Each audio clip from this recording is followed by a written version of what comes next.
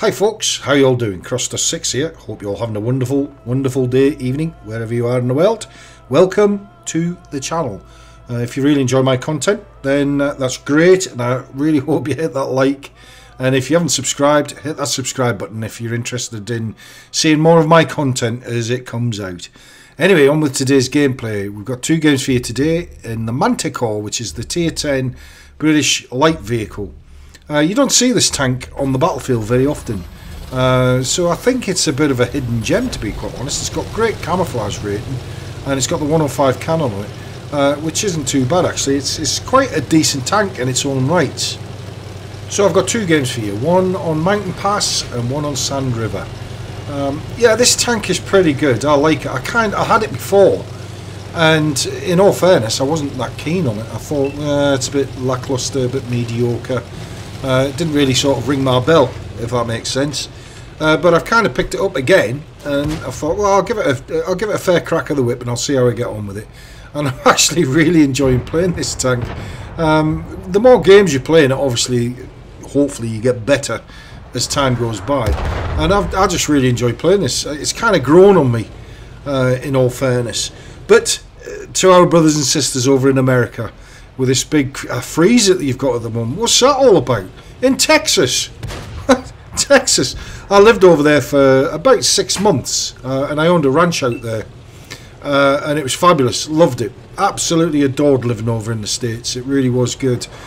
So to all of you that are sat there shivering at the moment and without power, I hope and pray that you get power back ASAP. A very good friend of mine, TX Tiger, who happens to live in Texas, told me, he texted me and told me that they're likely to be out of power for about 3 to 4 days in freezing cold temperatures, which isn't good, is it? I mean, that just blows your mind. But there is a light at the end of the tunnel. My other friend, Booty44, who lives over in Canada, told me the other day it was minus 50. Minus 50! What's that all about? Minus 50. There's no way on God's green earth would I ever be able to survive that kind of weather, and I wouldn't even want to be quite honest. I think you need your head examined for wanting to be in temperatures like that. But I guess it's what you're used to, isn't it? And these guys are all used to that sort of temperature. Triple well hard, that's what I say. Triple well hard. Apparently all the lakes and whatnot over there all freeze all over, and that doesn't make sense, does it? They all freeze, and apparently they take the shacks out onto the lakes and drill big massive holes through the ice and do a bit of fishing from inside the cabin, and I've been invited over there, but I can tell you now, you got more chance of winning the lottery than you have of getting my butt over there when it's that kind of weather. That's just not going to happen. I'd have to wrap up like the Michelin Man with about 20 layers of clothing. So no, that ain't happening. Thanks for the invite, Chuck, but I'm afraid it's a no from me. But anyway, on with today's gameplay in the Manticore. Yeah, it is. It's a really decent tank actually, and I really like the Manticore. It's really grown on me. Sorry, buddy. I didn't mean to do that. I didn't know you were there. It is a very good tank in its own rights. And you don't see them on the battlefield very often, which, in all fairness, that usually depicts that it's a garbage tank. So I kind of picked it back up again, and I thought, you know, I'm going to give it a fair crack of the whip and see how I get on with it, and play, I don't know, 50 to 100 games in it and see what it's like at the end of that. Because you can't really get a feel for a tank, can you? Until you've played quite a large number of battles. Because, I mean, on the vast amount of array of maps that we've currently got in the game, it's just don't get me started on that one. Just don't get me started on that one. It's now listen, I'm on my soapbox now. What they could have done, instead of taking 17 or 18 maps out of the game all in one hit, why didn't they just take like 2 or 3 maps, leave the rest in play, sort them 2 or 3 maps out, and then put them back in the game, and then take another 2 or 3 maps, and then carry on until they've done all of the maps. You know, that makes perfect sense to me. Why Wargaming couldn't do that is beyond me. So now we've got to put up with this monotonous, repetitive game of the maps being the same maps every 2 or 3 games. Which, let's be honest, is pretty boring. It really is. It's pretty boring. It just gets so tedious, it's unbelievable. It really is. But apparently we've got 3 new maps that are coming out at the end of this month. And when they say 3 new maps, and I say that with a bit of a wry smile on my face, what they probably mean is rehashed maps that we already had, and they might have taken away a few of the spots, the secret spots that you could get to and that you can no longer get to, and they've said, hey, we've got new maps for you, there you go, 3 new maps. That should keep you happy and content. Sorry, Jagpanzer 100, I know I keep getting in your way, and I don't mean to, buddy, so I apologise profusely. So the thing with the light tank, excuse me, that I found in all the games that I play in light tanks, and I'm not any unicum by any stretch of the imagination, trust me when I say that. I'm just an average player who just enjoys playing the game, have some really good battles, have some mediocre battles, but the majority are just crap battles. But I kind of picked up going into the light vehicles, and I've been playing the ELC Even 90, the little Vanguard, and I really enjoy that tank, and I have, over time I've started to have better games than bad games. So to me it kind of shows that you're improving a little bit, reading the map a little bit more.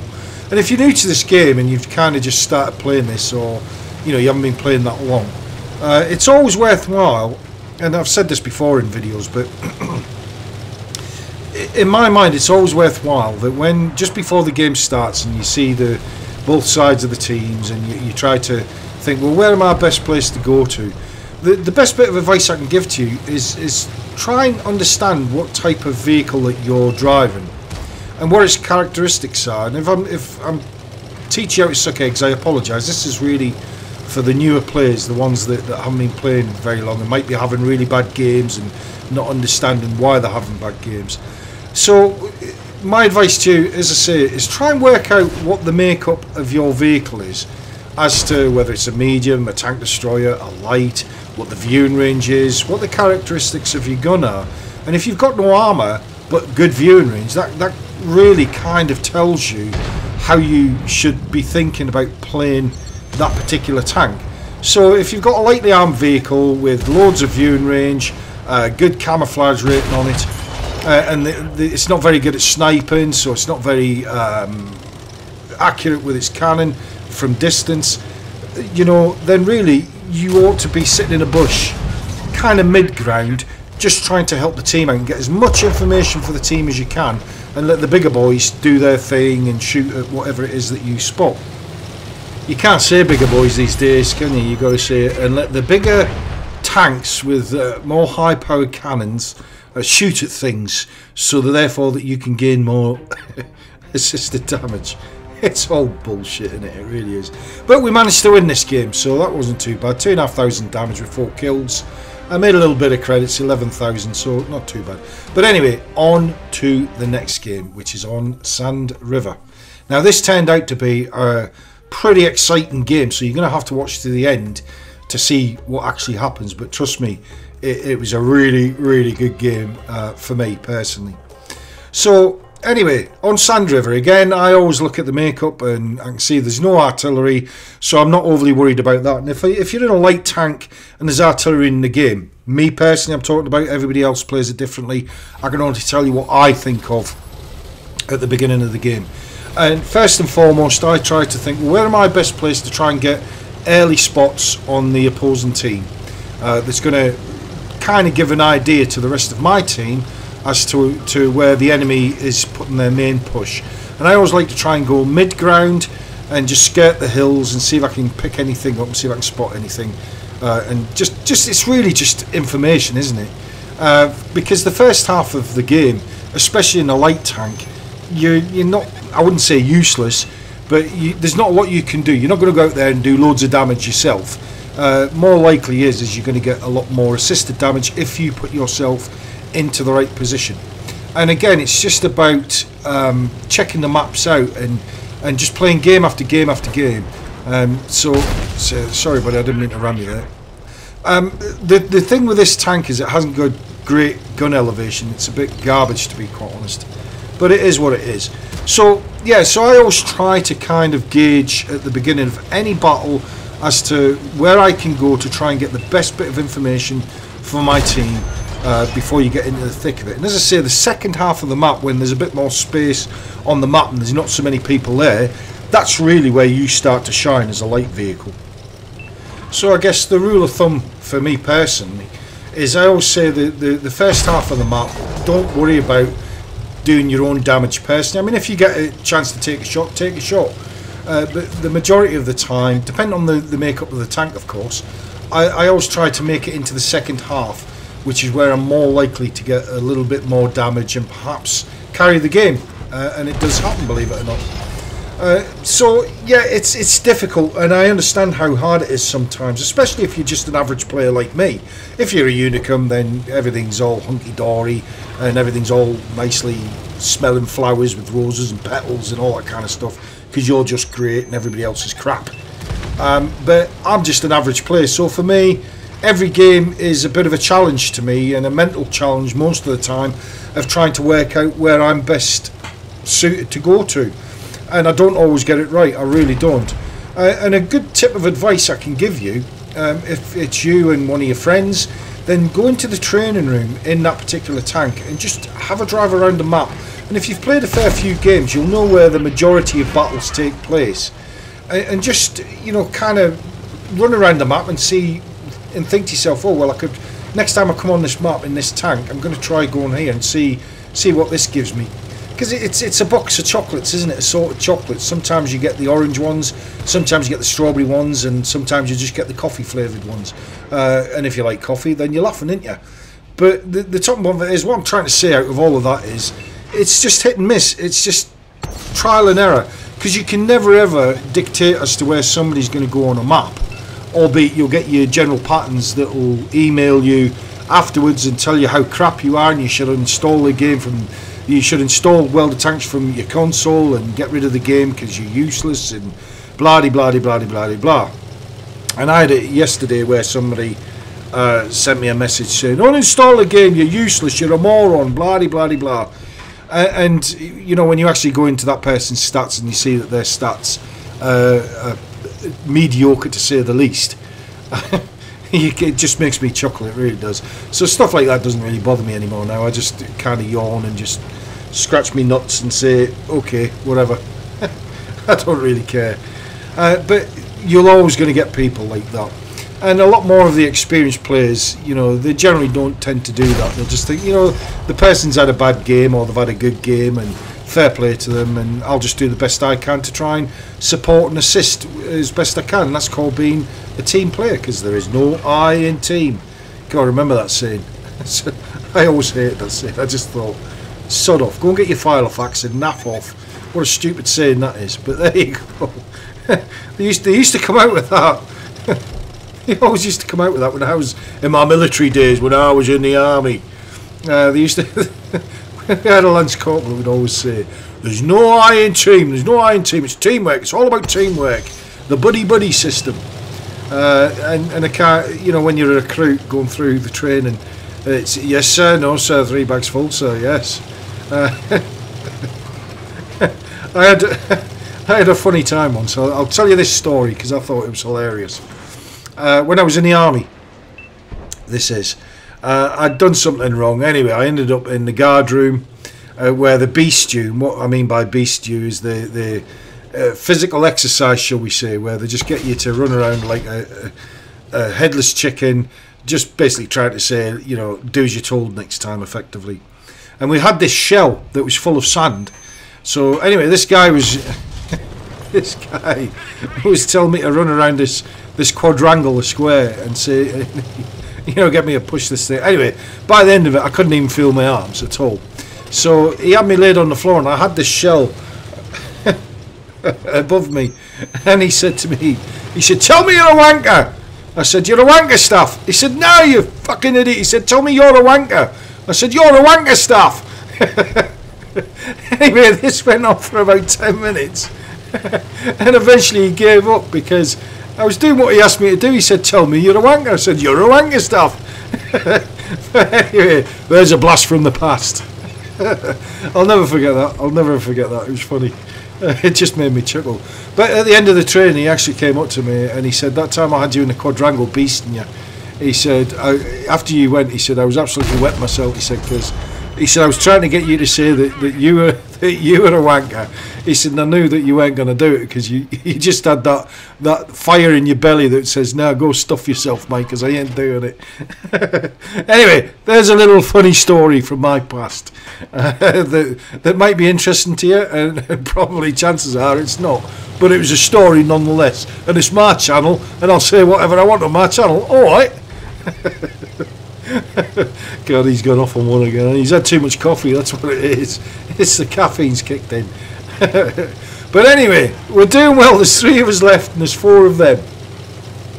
So I'm thinking to myself, well, I'm just trying to spot them up just to try and work out where I'm best placed to go to see if I can get any sniping shots, because I can't go running in there. If I go running in there, I'm just going to die, and that's it at the end of the day. So it's really, for me, I'm trying to use my viewing range to my advantage, with a view of this 105mm cannon on the Manticore is a pretty decent gun, to be honest. Fairly accurate. The tank's got great camouflage, and if you haven't got this tank, then I would definitely recommend working your way up to it through the tech tree and getting it, because it's, I think like me, you'll enjoy it. You do have a few bad games in it, but the majority of the games I have, and I think it's probably from the experience I had in the ELC Even 90, where I played so many games in that's kind of given me a flavour of where to go on the map and whatnot. And it's not easy, trust me, and you're going to have loads of crap games where you're going to die early on, or you get spotted early on, and thank God we haven't got them wheeled vehicles in this game, because you know, I play it on the PC, and quite rightly so, a lot of people are upset about it, and it's just, a lot of people say it's a cancer to the game, and I kind of agree with them, to be quite honest, I really do. But you're always going to get people that you know, will disagree with you. That's fine too. I don't have any issues with that. So again, I'm just waiting to see if I can spot anything, because there's bound to be something back at their base. There always is, you know, thinking, oh well, they've got a light tank. So there we are. We spotted the E4. He's a one-shot. So managed to track him, but hoping to get a second shot into him. And this is the downside to this tank, is the reload on it isn't particularly great. But it is what it is, and you just got to play with what you can. So we're down to 3 on each side now, so the game's kind of coming back a little bit, so we do have a chance to win.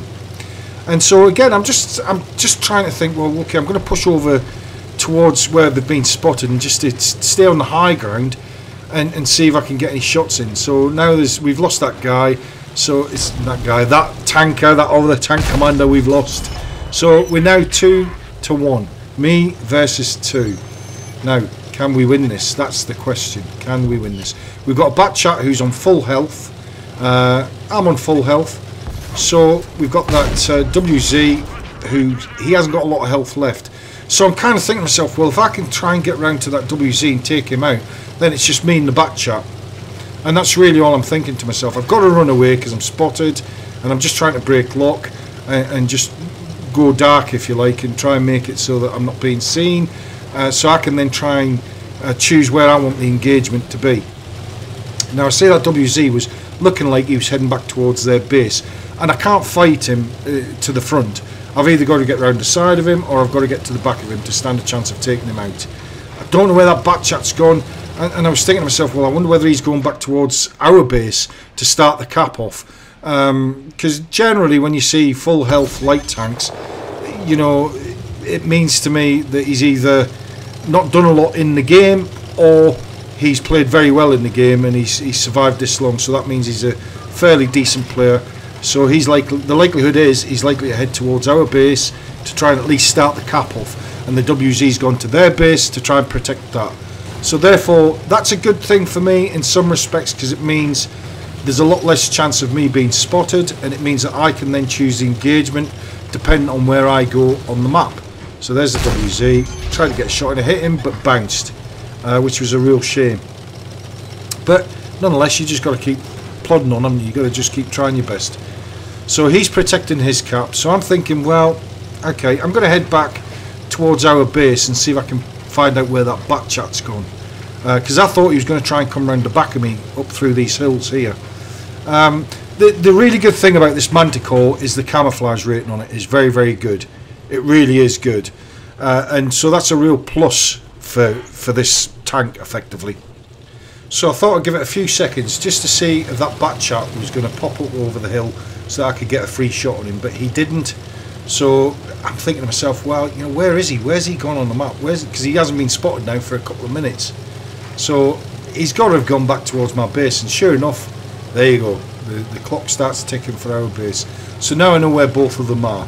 Now the WZ, in my mind, if I get spotted going for this bat chat, chances are he's probably going to start trying to head over towards my base, if he hasn't done so already, to try and assist this bat chat, because it's strength in numbers, isn't it? At the end of the day, it makes sense.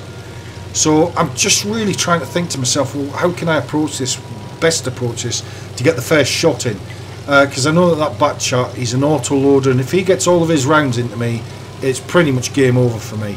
And again, this is another thing with light tanks, is they're very lightly armoured, and it's hit and miss as to whether you get, you know, one-shotted by something. And invariably these days, even if you get a Death Star, 9 times out of 10 it doesn't one-shot you. Now, he did something really good there. He tried ramming me, because the Batchats are very good at ramming tanks, believe it or not, albeit it's a lightly armoured medium tank. It just seems to be very good at ramming. Now, he's tracked me here. I've managed to repair my track. Now, he's reloading as far as I'm concerned, so I'm thinking, well, I've got a free rein on you now. I should be able to get at least 2 or 3 shots at you. But again, he does the right thing. He starts moving, but thankfully I managed to track him. And I'm just waiting to reload, see if I can get another shot in. He's repaired his tracks. So now it's a bit of hit and miss. Now, remember that WZ? He's just taken a side shot at me. So now I was right. He was heading back towards my base to come and help this Batchat. So now I'm fighting 2 at once. And that Batchat's just about loaded. So it's going to be hit and miss for me as to whether I'm going to take these 2 out. So I managed to get a shot into the Batchat, and now I'm thinking I've got to take this WZ out, because if he hits me, it's game over. It is game over. Managed to get a shot in at him and hopefully take him out. Stay there. He's done. Now it's just the Batchat. Unfortunately, he was reloaded. I stopped and he got me. So fair play to you, buddy. On to the end plates. Didn't do too bad. Came top. Lost a bit of credits. But till next one, guys. Take care. Bye bye.